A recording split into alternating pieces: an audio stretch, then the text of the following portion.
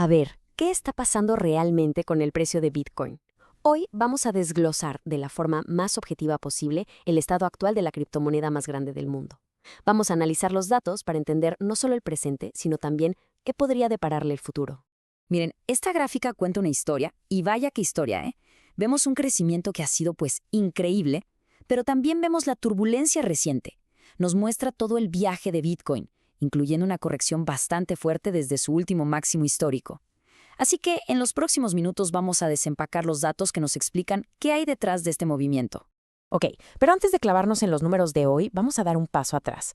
Un repaso súper rápido de qué es Bitcoin y cómo empezó todo esto. En esencia, Bitcoin, que nació por allá del 2008 gracias a un tal Satoshi Nakamoto, que por cierto nadie sabe quién es, fue la primera criptomoneda. La idea era simple, tener una especie de efectivo digital que no dependiera de los bancos para funcionar. Y vaya que ha evolucionado. De ser solo una idea en un papel, pasó a la primera compra famosa. 2 pizzas por 10,000 bitcoins. Imagínense eso hoy. Hasta llegar a actualizaciones técnicas súper importantes y los famosos halvings, que reducen a la mitad la creación de nuevos bitcoins. Una trayectoria increíble. Bueno, suficiente historia. Vámonos al presente. Con los datos más frescos en la mano, ¿cómo se ve la foto de Bitcoin hoy, 28 de febrero de 2026? Estamos hablando de 1.3 billones de dólares. O sea, para ponerlo en perspectiva, esto ya no es un activo de nicho, ¿eh?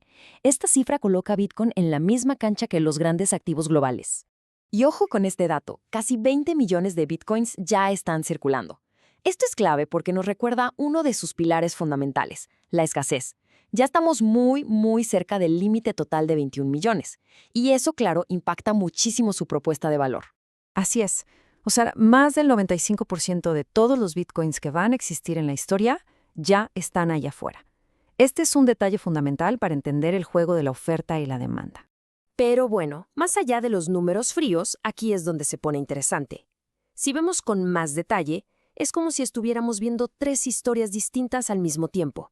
Vamos a analizarlas una por una. La primera historia, digamos, es el análisis técnico. Básicamente, se trata de leer las gráficas, de entender qué nos dicen los patrones de precio y el sentimiento del mercado. Y aquí, los técnicos están viendo algo llamado el cruce de la muerte, o Death Cross. Es un nombre un poco dramático, sí, pero es una señal bajista importante que ya se confirmó en las gráficas diarias y semanales. De hecho, es un patrón que ya vimos justo antes de las grandes caídas de 2018 y 2022, así que hay que ponerle atención. Entonces, ¿qué niveles hay que tener en el radar? Pues miren, la zona de los $60,000 es como la primera línea de defensa. Si el precio se mantiene ahí, podría haber un respiro, un rebote, pero si se rompe hacia abajo, cuidado, porque la caída podría acelerarse. Ok, esa fue la visión técnica. Ahora, la segunda forma de verlo es el análisis fundamental. Aquí no nos importan tanto las gráficas del día a día, sino la propuesta de valor a largo plazo. La idea de que Bitcoin es, en esencia, oro digital. Y los argumentos aquí son bastante sólidos. Por un lado, la adopción de las grandes instituciones es innegable, con miles de millones entrando a través de los ETFs. Luego, tienes empresas y hasta fondos de países guardando Bitcoin en sus reservas. Y claro, el tema de la escasez, con cada vez menos Bitcoins nuevos creándose. Todo esto lo posiciona como una posible protección contra la inflación. Y para que vean que esto no es solo teoría, chequen este dato. Después de unas semanas de salidas de dinero, en los últimos 3 días ha habido una entrada masiva de capital institucional a través de estos ETFs. De hecho, es una entrada récord para las últimas 6 semanas. La demanda institucional sigue ahí.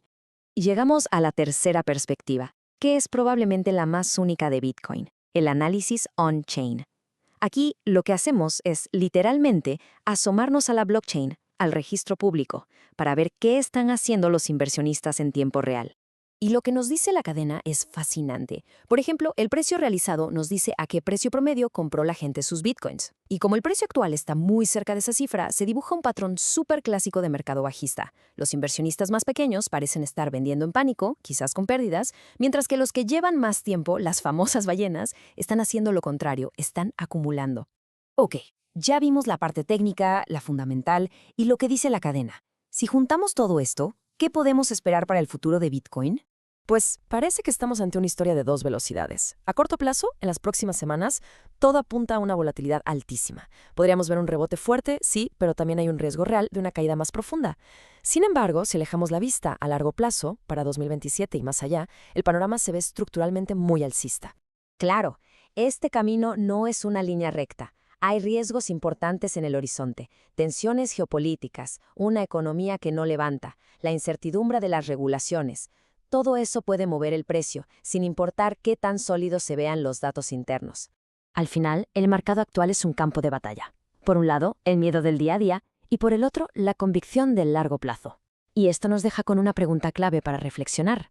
Mientras Bitcoin sigue su camino de ser un activo puramente especulativo a una posible reserva de valor institucional, ¿cómo será realmente su próximo capítulo?